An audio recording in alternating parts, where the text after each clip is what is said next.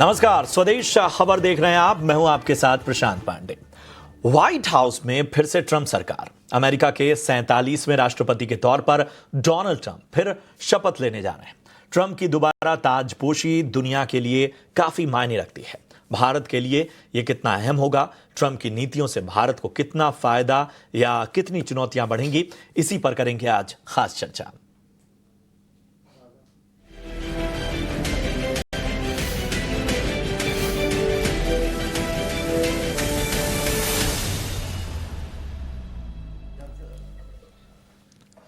दुनिया में सबसे शक्तिशाली माने जाने वाले देश के राष्ट्रपति के तौर पर ट्रंप फिर वापस आ रहे हैं। जाहिर है, उनके फैसले और अमेरिका की जो पॉलिसी का प्रभाव न सिर्फ यूएस पर पड़ेगा, बल्कि इसका वैश्विक स्तर पर भी एक बड़ा असर देखने को मिलता है।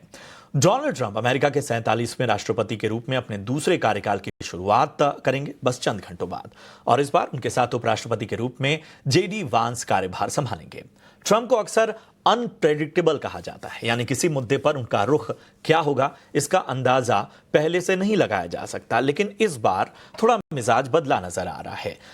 जो भी बातें सामने आ रही हैं, जो स्टांस पहले के थे उसमें थोड़ी नरमी दिख रही है। अब ये नरमी किस तरह के संकेत हैं, ये बड़े सवाल हैं। कुछ लोग इसे उनकी ताकत मानते हैं तो कुछ लोग इसे उनकी कमजोरी भी मानते हैं। और इन सब के बीच में आखिर विदेश मामलों के जानकारों का क्या कहना है। रविंदर सचदेव साहब ने आखिर क्या टिप्पणी की, जरा सबसे पहले उसको सुन लेते हैं और उसके बाद इस चर्चा को आगे बढ़ाएंगे। देखिए, मिनिस्टर जयशंकर ट्रंप की इनॉग्रेशन में गए हैं। बहुत बड़ा इवेंट है, बहुत सारे दुनिया के और लीडर से भी वो मिलेंगे, परंतु जो मेन फोकस रहेगा वो रहेगा अमेरिकी एडमिनिस्ट्रेशन। और मेरे विचार से अमेरिकी एडमिनिस्ट्रेशन के सीनियर ऑफिशियल्स के साथ मिनिस्टर जयशंकर की जो वार्ता होगी अभी, और याद रखिए मात्र 1 महीने पहले भी वो अमेरिका थे, तब भी तो वो कुछ बातें और कुछ काम कर रहे थे। तो अब जो होगा मेरे ख्याल से 2 मुद्दों पे काम होगा भारत और अमेरिका के बीच में इमीडिएट।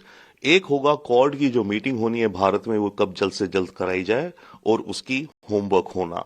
आई थिंक कल वॉशिंगटन डीसी में क्वाड के जो फॉरेन मिनिस्टर्स हैं उनकी मीटिंग हो रही है विद द नया secretary state Rubio also. 1 second होगा मेरे ख्याल से, जो कि अमेरिका की भी ज्यादा जरूरत मैं कहूंगा एक तरह से है, वो है कि यूक्रेन युद्ध को रुकवाना। जी हाँ, तो ये तमाम तस्वीरें और जाहिर सी बात है इस पर चर्चा तो बहुत आवश्यक। और आज की चर्चा बेहद खास है क्योंकि हमारे साथ इस चर्चा में 2 बेहद खास मेहमान जुड़ रहे हैं। मैं परिचय करा दूं, हमारे साथ प्रोफेसर संतेश कुमार सिंह साहब जुड़ रहे हैं जेएनयू से, और हमारे साथ आज की चर्चा में प्रोफेसर राकेश मोहन जोशी साहब भी जुड़ रहे हैं, वाइस चांसलर हैं Indian institute of foreign trade में। आप दोनों का बहुत बहुत स्वागत। राकेश सर, सबसे पहले मैं आपके पास आना चाहूँगा, और जैसा मैंने कहा कि ट्रंप को हमेशा एक अनप्रेडिक्टेबल लीडर के तौर पे देखा जाता है। उनके स्टांस, उनकी बातें, यहाँ तक कि अब तो हमें शायद आज रात के बाद उनके ट्वीट्स पर भी नज़र रखनी होगी। ट्वीट के लिए ज़्यादा जाने जाते हैं। ऐसे में इस बार का कार्यकाल कम से कम भारत के लिहाज से, एक अगर ऊपरी तौर पे देखें तो उन्होंने भारत और चीन की अपनी यात्रा की मंशा से बहुत कुछ जाहिर कर दिया है। जाहिर है उनको नए दोस्तों के अलावा पुराने जो उनके मजबूत स्तंभ हैं उनकी बहुत आवश्यकता पड़ेगी। लेकिन ओवरऑल अगर हम इस टेन्योर को देखें तो क्या जो एक नैरेटिव चल रहा है कि थोड़ा मिजाज नर्म है, थोड़ा बदला हुआ है, सलाहकारों की ज्यादा सुन रहे हैं, ऐसा आपको नजर आ रहा है? नहीं, देखिए, अमेरिका अपनी बड़ी कंसिस्टेंट पॉलिसी पर है और भारत अमेरिका का एक नेचुरल सहभागी है। भारत दोनों एक डेमोक्रेटिक देश हैं। और अब जो ट्रंप ने जो इलेक्शन के अंदर विजय हासिल की है उसके अंदर ट्रेड और इकोनॉमी एक बहुत बड़ा मुद्दा रहा है।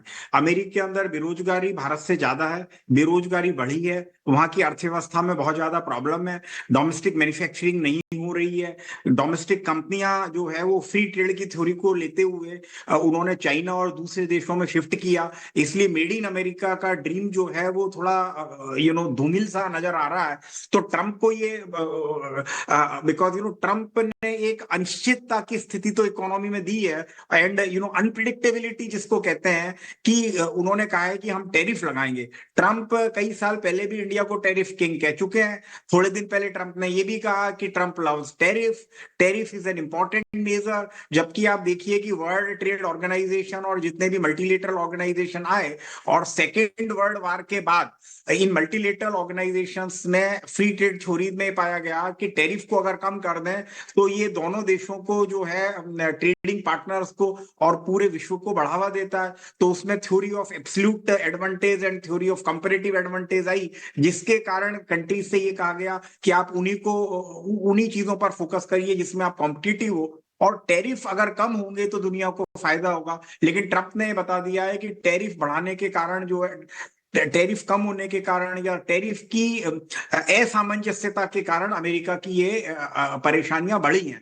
इसलिए उन्होंने ये not means this word in telling कि वो टैरिफ 10 से 20% कर देंगे। उन्होंने कहा कि मेक्सिको और कनाडा जिनसे उनको ट्रेड डेफिसिट ज्यादा है उनके ऊपर वो 25% टैरिफ लगा देंगे। उन्होंने कहा चाइनीज गुड्स, चाइना ने इस बार अमेजिंगली $1 ट्रिलियन का व्यापार सरप्लस ट्रेड सरप्लस जो है वो घोषित किया है, जबकि अमेरिका का ट्रेड घाटा बहुत ज्यादा है। तो उसको लेते हुए उन्होंने कहा है कि चाइना के ऊपर वो 65% टैरिफ लगाएंगे। और उन्होंने कहा कि और जो कंट्री ब्रिक्स नेशंस, उसमें भारत भी शामिल है, ब्राजील, रशिया, चाइना, इंडिया, तो ये जो नेशन शामिल है इनके ऊपर उन्होंने कहा कि अगर आप डॉलर को मार्जिनलाइज करने की बात करते हो या डॉलर की कोई अल्टरनेटिव करेंसी की बात करते हो तो हम आपके ऊपर 100% टैरिफ लगा देंगे।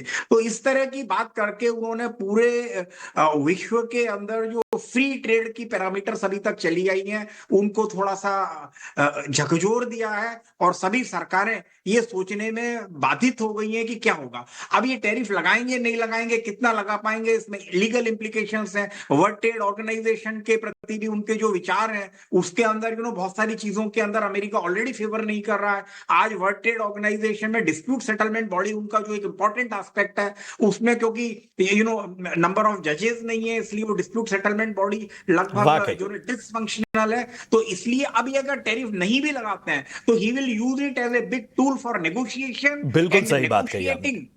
बिल्कुल बिल्कुल, और वाकई शायद इन सारे बातों के परिप्रेक्ष्य में यह भी समझना होगा कि एक स्ट्रिक्ट पॉलिसी या अमेरिका फर्स्ट को लेकर जो लगातार बीच में H1B वीजा का जब मुद्दा आया और बहुत सारी और चीजें आई, तो उसमें भी बार बार एक उनके जो स्टांस थे वो बदलते रहे। उनके सहयोगियों की जो बातें थीं और ट्रंप की जो बातें थीं उसमें तालमेल नजर नहीं आ रहा था। प्रोफेसर संदेश, भारत के लिहाज से अगर ट्रंप की इस दोबारा ताजपोशी को देखें तो हमारे कंसर्न्स कहां नजर आने हैं? मतलब बहुत पॉजिटिव ब्राइट साइड की तो हम बात करेंगे ही करेंगे, लेकिन आपको लगता है चुनौती कहां देख रहे हैं ज्यादा? निश्चित रूप से कहा जाता है ना, मोदी जी बहुत फेमस वर्ड बोलते हैं कि आपदा में भी अवसर ढूंढना चाहिए। तो आपको समझना पड़ेगा कि परिस्थितियां कैसी भी हो, हमें उसमें अपने राष्ट्रीय हितों को साधना ही पड़ेगा। अब डोनाल्ड ट्रंप आ गए, उनके साथ अपने राष्ट्रीय हितों को हम कहां तक साध पाएंगे, एक बड़ा महत्वपूर्ण विषय है। ये कहना कि डोनाल्ड ट्रंप टैरिफ लगा देंगे, इसके कारण से भारतीय सरकार को उनके साथ संबंधों को आगे नहीं ले जाना है, तो मुझे लगता है ये चिंता करने की बात नहीं है। निश्चित रूप से हर राष्ट्र, चाहे वो अमेरिका क्यों न हो, हर राष्ट्र अपने राष्ट्रीय हितों की पूर्ति करता है, अपने आर्थिक हितों की पूर्ति करता है। उस क्रम में डोनाल्ड ट्रंप यही बात बोल करके वहां चुनाव जीत करके फिर राष्ट्रपति बने हैं। तो निश्चित रूप से ऐसे बहुत सारे मुद्दे थे जिसपे भारत सरकार चिंतित हो सकती है, लेकिन सिर्फ भारत सरकार के लिए मुद्दा नहीं था। ऐसा डोनाल्ड ट्रंप का कहना नहीं था कि सिर्फ भारत को टारगेट करके बोल रहे थे। वो आम भाषण में ये बात बोलते थे कि चाइना हमारे निशाने पर है, भारत है, क्योंकि ये वो देश है जो हमारी अर्थव्यवस्था को नुकसान पहुंचा रहे हैं। तो हम किसी को भी नुकसान नहीं पहुंचाने देंगे, क्योंकि उनका एक बहुत बड़ा लक्ष्य था अमेरिका फर्स्ट। अमेरिका फर्स्ट का मतलब हमारे देश के हित में जो होगा हम वो निर्णय लेंगे, चाहे वो ब्रिक्स को टारगेट करने की बात हो, चाहे पुराना जो भूतपूर्व या पहला जो कार्यकाल था उनका मैं बात करूं, उस कार्यकाल में वो WHO तक भी चैलेंज कर दिए। उन्होंने बोला WHO को भी फॉलो नहीं करेंगे क्योंकि वो चाइना से डिक्टेट होता है। ऐसे बहुत ओकेजन पे, बहुत सारे प्लेटफॉर्म पे वो अपनी बातें रखे। कोप में भी जब मीटिंग हुआ, कोप में भी उसका विरोध किए कि जो एनवायरमेंटल निगोसिएशन है वो US के अगेंस्ट है। तो ऐसे आप जहां भी देखिए मल्टीलेटरल प्लेटफॉर्म पे कहीं न कहीं वो इस चीज को हमेशा रेज करते रहे हैं कि मल्टीलेटरल प्लेटफॉर्म पे यूएस के इंटरेस्ट को प्रोटेक्ट नहीं किया जा रहा है या नहीं सुनी जा रही है। अब मुझे लगता है इसका एक बहुत बड़ा उनको जो फायदा मिला वो था वहां का वोट बैंक। लेकिन आपको ये समझना पड़ेगा, बहुत महत्वपूर्ण बात जो हम मिस कर रहे हैं, कि भारत वो देश है जो आज देखेंगे उनकी इकोनॉमी में सबसे बड़ा कंट्रीब्यूटर बन के उभर रहा है, तेजी से आगे बढ़ रहा है। नो डाउट चाइना के साथ उनका ट्रेड सबसे बड़ा है, लेकिन साथ साथ आप देखेंगे अल्टरनेटिव कोई कंट्री है तो इंडिया है। और दूसरा, जब वो आज वहां रोजगार की लड़ाई लड़ रहे हैं, वहां बेरोजगारी की इतनी ज्यादा समस्या बढ़ रही है, तो ऐसे समय भारत जैसा देश जो वहां पे जैसे जैसे ट्रेड मजबूत होता जा रहा है, रोजगार क्रिएट कर रहा है। अभी आज के वर्तमान समय में देखिए 2024-25 होने जा रहा है, आप 25 तक आते 4.5 लाख से ज्यादा रोजगार, डायरेक्ट रोजगार की बात कर रहा हूँ, जो भारत सरकार की कंपनियों के जो वहां इन्वेस्टमेंट है उसके कारण से जनरेट हुआ है। तो ऐसी परिस्थिति में भारत को इग्नोर करना या भारत को कह देना कि हम आपके साथ नहीं रहेंगे, आप टैरिफ इंपोज कर देंगे, मुझे लगता है वो संभव है। नो डाउट इलेक्शन के समय बहुत सारे गिमिक्स होते हैं, बहुत सारे स्टेटमेंट पास किए जाते हैं, जी प्रैक्टिकल एस्पेक्ट कुछ और होता है। यहाँ आएंगे, निगोशिएशन टेबल पे बैठेंगे, वो कर रहे हैं ब्रिक्स को बायकॉट कर देंगे, करेंसी लाएगा तो उसको वो कर देंगे, चाइना के साथ कॉपरेट नहीं करेंगे, ब्राजील के साथ प्रॉब्लम है, मैक्सिको के साथ प्रॉब्लम है, अफ्रीका के साथ, रसिया के साथ, सबके साथ प्रॉब्लम होगी।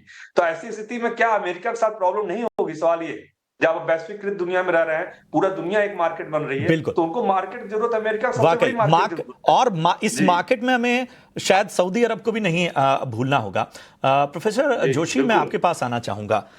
कितना अहम है अमेरिका के लिए सऊदी अरब का मार्केट, और जाहिर सी बात है जो तवज्जो वो भारत और चीन की ओर भले ही अपने दौरे को लेकर दे रहे हों, उसमें सऊदी अरब को भी साधना बहुत आवश्यक है। और जाहिर सी बात है ट्रंप केवल युद्ध विराम और बाकी चीजों के लिए नहीं, इस पर भी फोकस करना चाहेंगे। देखिए, एक तो ट्रंप ने आने के पहले ये प्रूव कर दिया है कि he is determined and he take hard decisions which others can not. और इसका एक सबसे बड़ा ये हमास और इसराइल की लड़ाई है, उसका एक दिन पहले जो समझौता इन्होंने किया है उससे इन्होंने बता दिया है। मिडिल ईस्ट को साथ रखना सभी देशों की राजनीतिक समझदारी भी है और मजबूरी भी है। और सऊदी अरेबिया बहुत लंबे समय से अमेरिका के साथ रहा है, सरकार उनकी कोई भी रही हो, और इसलिए सऊदी अरेबिया को सभी लोग साधेंगे क्योंकि Saudi Arabia oil rich country है। 85 to 90% उनका जीडीपी तेल से आता है, और तेल जो है मतलब it's very cost competitive in tel production, और quality of oil even in Saudi Arabia is better. और अमेरिका के शेल गैस के पहले Saudi Arabia has been the largest producer of oil, इसलिए सऊदी अरेबिया को इसलिए भी अमेरिका के साथ है। और दूसरा, Saudi Arabia is a strategic partner for defence as well, तो वो भी है। भारत का जहां तक सवाल है, भारत के संबंध सभी इस्लामिक देशों से, स्पेशली मिडिल ईस्ट देशों से इस समय बहुत ही अच्छे हैं। सऊदी अरेबिया से भारत के संबंध इस समय टॉप पर है। भारत ने दुबई के, यूएई के साथ भी एक trade treaty, comprehensive economic agreement sign किया है। हम कतार के साथ भी साइन करने जा रहे हैं, हमारा ओमान के साथ भी अच्छे संबंध है। और इसलिए अमेरिका के इन देशों के साथ संबंध और हमारे संबंध। दूसरा, ट्रंप के बारे में जो आप देख रहे हो कि मेरे ख्याल से मुझे ऐसा लगता है कि मीडिया के अंदर एक ट्रंपोफोबिया हो गया है। So everybody is afraid of Trump. Media कुछ लिख रही है, कुछ लिख रही है, सो और कुछ हो कि नहीं, इन्होंने सारे सिस्टम को थोड़ा सा, एक्सपेक्टेशंस एक रेटल्ड सी हैं, अनप्रिडिक्टेबिलिटी है।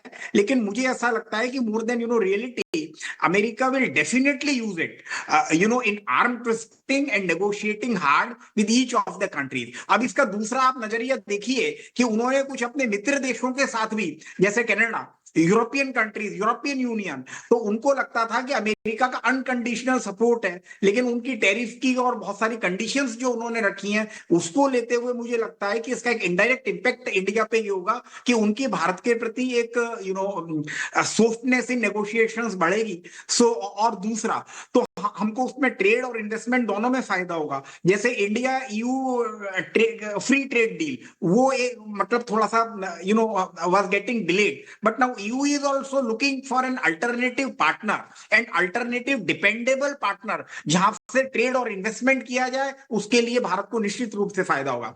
वैसे ही चाइना से अगर 65% अमेरिका टैरिफ लगाता है, अब लगेगा कि नहीं है तो भविष्य की बात है, तो वो टैरिफ लगाने से अमेरिका की या जिन कंट्रीज पर टैरिफ लगेगा उनके प्रोडक्ट अमेरिकन बाजार में थोड़े महंगे हो जाएंगे। जब ये प्रोडक्ट महंगे होंगे इन बाजारों के अंदर, तो उसका परिणाम ये होगा कि उसका परिणाम ये होगा इन टैरिफ के महंगे होने का कि भारत के प्रोडक्ट या उन देशों के प्रोडक्ट जिस पर ये टैरिफ नहीं लगेगा वो थोड़े से कॉम्पिटिटिव हो जाएंगे अमेरिकन मार्केट में, तो वो एक फायदा मिल सकता है हमको, इन्वेस्टमेंट का फायदा मिल सकता है। चाइना +1 की पॉलिसी में अभी तक फायदा कुल मिलाकर गेंस ज्यादा है, बेहतर है ट्रंप का ये नया टेन्योर और जो भी अब तक के उनके कदम हैं या जो भी उनके संकेत नजर आ रहे हैं। एक सवाल मैं प्रोफेसर संतेश आपसे पूछना चाहता हूं, खासतौर पे दक्षिण एशिया में भारत की अमेरिका से क्या आशाएं रहेंगी? अमेरिका से क्या, मैं कहूं ट्रंप से क्या आशाएं रहेंगी अगर हम दक्षिण एशिया के पर्सपेक्टिव में देखें? बस ये सवाल बहुत ही वाजिब है। मुझे लगता है जो सबसे बड़ा इम्पैक्ट भारत देखना चाहता है वो यही है कि हमारी स्थिति दक्षिण एशिया में कैसी होगी ट्रंप के आने के बाद। क्योंकि बार बार ये सवाल उठता रहता है कि भारत का अपने जो पड़ोसी देश है उनके साथ संबंध अभी डिटोरिएट कर रहा है या फिर अच्छा नहीं रह रहा है। मुझे नहीं लगता ऐसा है, क्योंकि आप देखेंगे जिस तरह से पिछले कुछ सालों में चाइना यहाँ पे एक्टिव हुआ नेबरिंग कंट्रीज में, उससे निश्चित रूप से समस्याएं तो हमारे सामने खड़ी होती रही, लेकिन वो क्षणिक रही। आप जिस तरह देख लीजिए, अभी जैसे रिसेंट पास्ट में आप देखेंगे जिस तरह से मालदीव के साथ हमारे डिफरेंसेस थे और कितने जल्दी हमने सॉर्ट आउट किया, इस तरह नेपाल के साथ हमारा डिफरेंसेस थे, हमारे डिफरेंसेस थे, उनके साथ सॉर्ट आउट किया।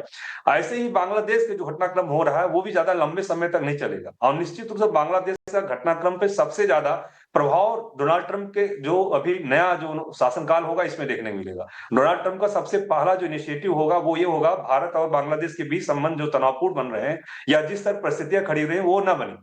निश्चित रूप से भारत और पाकिस्तान के मुद्दे पे अमेरिका किस तरह से इंटरवीन करेगा, किस तरह मीडिएट करेगा, एक बड़ा महत्वपूर्ण विषय हमारे सामने आने वाला है। क्योंकि निश्चित रूप से डोनाल्ड ट्रंप कहीं न कहीं भारत की इस पोजीशन के साथ हैं, जो आज मोदी जी की पोजीशन के साथ हैं कि वो जो डिस्टेंस मेंटेन किया गया पाकिस्तान के साथ, वो उस चीज को लेकर ऐसे कंसर्न है। वो उनका कहना है कि देखिए भारत की जब तक चिंताएं नहीं सुनी जाएंगी तब तक वो कहीं न कहीं पाकिस्तान को किनारे लगाना कोई बुरी बात नहीं है। वो कई बार स्टेटमेंट देख चुके हैं और वो ये कहते हैं कि ये उसी देश के नहीं किसी भी देश के साथ हो, अगर लगता है कोई देश लगातार प्रॉब्लम क्रिएट कर रहा है और फिर भी वो देश रिलेशन मेंटेन करने की कोशिश करे या भारत पाकिस्तान के साथ संबंध मजबूत करने की कोशिश करे, तो ऐसी व्यवस्था नहीं होनी चाहिए। आपको लगता है कि किसी पार्टिकुलर कंट्री को अलग करके भी विकास करना चाहते हैं, आगे ले जाना चाहते हैं तो ले जाइए, लेकिन साथ साथ ये भी डोनाल्ड ट्रंप का रहेगा कि बाकी और जो नेबरिंग कंट्रीज हैं वो भारत साथ मिल करके काम करें, जिससे चाइना जैसे जो सशक्त देश है, जो मजबूत देश है, जिसकी एक एस्पिरेशन है, ग्लोबल एस्पिरेशन। बिल्कुल, मेरे पास समय कम है प्रोफेसर संतेश, मैं एक आखिरी सवाल के साथ प्रोफेसर जोशी आपके पास आना चाहता हूं। अमेरिकी कंपनियों का एक मियाद तय करना कि 20 तारीख से पहले H1B वीजा होल्डर्स लौट आए अमेरिका, क्या मायने निकाले जाएं? क्या इमिग्रेशन पॉलिसी जो है वो टाइटन इस दौर में भी नजर आएगी? देखिए, ट्रंप ने अपने अनेक बार भाषण में ये कहा है, मतलब मैं ये नहीं कहूंगा कि ये बहुत ज्यादा रिटोरिक भी हो सकता है, कि इन्होंने कहा है कि जितना डिपोर्टेशन वो करेंगे हैं इट वुड बी हिस्टोरिकल। और उन्होंने कहा है कि आप देखो कि 20 तारीख को आज मतलब जैसे ही दिन होगा तो एक्सटर्नल रेवेन्यू सर्विसेज भी उन्होंने एक नई लॉन्च की है जो कि विदेशी कंपनियों से टैरिफ कलेक्ट करेगा, और एक उन्होंने डिपार्टमेंट ऑफ गवर्नमेंट एफिशिएंसी बनाया है। तो ऑल दीज थिंग्स ये बता रहा है कि वो जो कह रहे हैं उसको इम्प्लीमेंट तो वो करेंगे। अब वीसा कंपनियां इसलिए कह रही हैं क्योंकि देखिए इंडियंस स्पेशली और जो भी काम कर रहे हैं अमेरिका के अंदर, the outside forces, they make the American economy very competitive. American companies को कॉम्पिटिटिव बनाते हैं क्योंकि दे वर्क एट द 1/3 और 1/4 of the price in which the locals are available and with equal और इवन मोर एफिशिएंसी, और वो efficient भी बनाते हैं। तो नॉर्मली ट्रेड थ्योरी वो कहती है कि you should take the efficient people from anywhere in the world, but Trump अगर ग्लोबल एनवायरनमेंट की बात करते हैं तो मुझे ऐसा लगता है कि उनकी H1B वीसा पॉलिसी के अंदर जो हाई रैंकिंग प्रोफेशनल्स हैं, मुझे नहीं लगता उन पे असर पड़ेगा, बट ये लोअर समय कम है और आपकी बात वाकई वाजिब है कि शायद बहुत सारी चीजों का आकलन करके ही एक केवल पॉलिसी टाइटनिंग तो हमें नजर आ सकती है, जो एक अफर्म है वो उस चीज पे, लेकिन बहुत ज्यादा इसे लेकर किस तरह की चिंता की बात नहीं करनी चाहिए। शुक्रिया करेंगे प्रोफेसर जोशी, शुक्रिया करेंगे प्रोफेसर संतेश अपना कीमती समय देने के लिए और इतने शानदार विश्लेषण के लिए। आगे भी हम इस तरह की चर्चाओं में आपको आमंत्रित करते रहेंगे। बहुत बहुत धन्यवाद अपना समय देने के लिए। चलिए इस चर्चा के साथ ही यहां हम रुकेंगे एक छोटे से ब्रेक के लिए, फौरन हाजिर होते हैं।